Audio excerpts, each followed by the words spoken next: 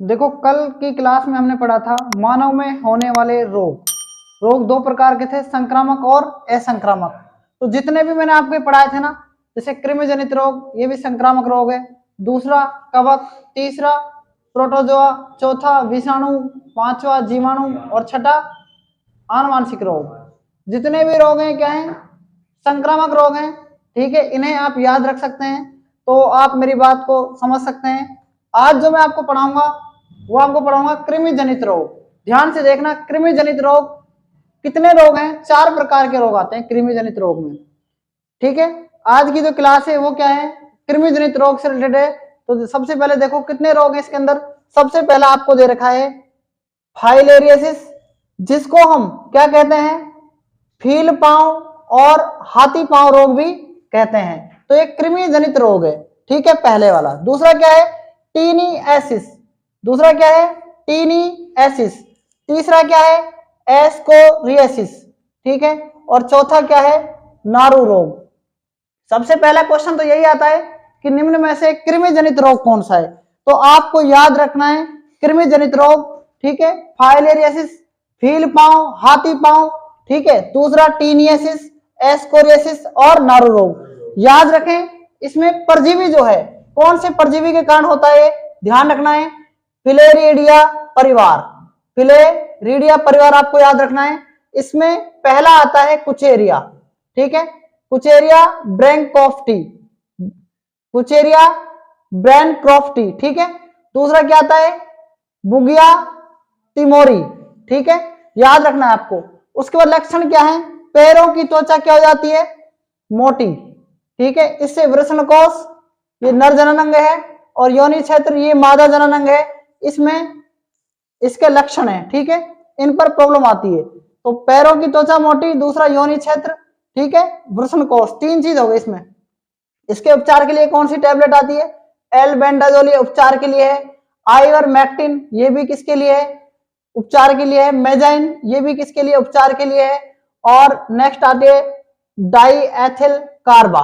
तो ये क्या है? उपचार के लिए है ये। ठीक है, इनसे हम उपचार कर सकते हैं। सेकंड देखो, सेकंड आता है टीनिएसिस। सेकंड क्या आता है?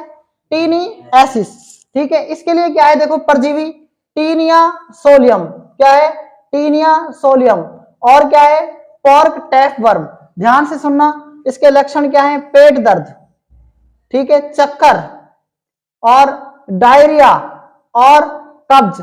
इससे क्या होता है आप ध्यान रखें, जो एल्बेंडाजोल टैबलेट है पेट में यदि कीड़े पड़ जाते हैं उसके लिए आती है। दूसरा स्टेरॉइड्स, ये 2 तरह की टैबलेट आती हैं, एल्बेंडाजोल, स्टेरॉइड्स। ये किस में काम करती हैं? जब पेट दर्द होता है उसमें।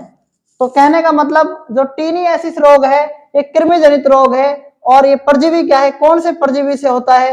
याद रखना है taenia solium, taenia solium, pork tapeworm. ठीक है, 2 तरह के क्या है इसमें? परजीवी हैं। तीसरी बात आती है, तीसरा जो रोग है कृमि जनित रोग वो आता है एस्कोरियसिस। ठीक है, और याद रखना है आपको इसके अंदर जो परजीवी है एस्केरियसिस, एस्केरिस, और क्या आता है? लुम्ब्रिकाइटिस। क्या आता है?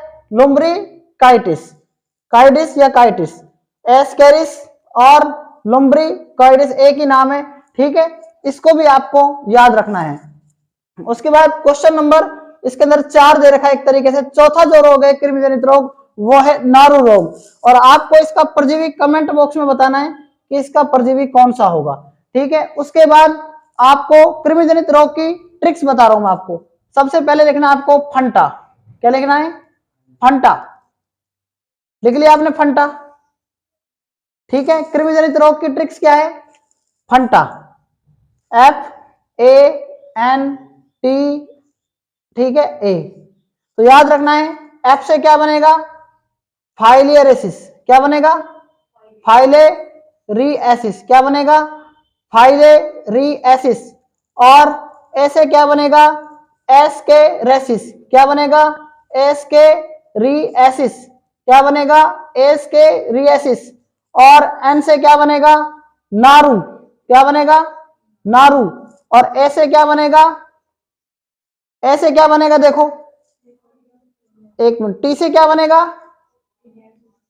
टीनी एसिस। क्या बनेगा? टीनी एसिस, ठीक है।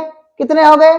एफ से फाइलेरिसिस, ए से एस्केरियासिस, एन से नारू और टी से क्या बनेगा? क्या बनेगा? टीनियसिस। और ए क्या है? साइलेंट, ठीक है। तो इनको आप यहां तक नोट कर सकते हैं, ठीक है। आगे हम कल की क्लास में नेक्स्ट पढ़ेंगे, तब तक के लिए धन्यवाद।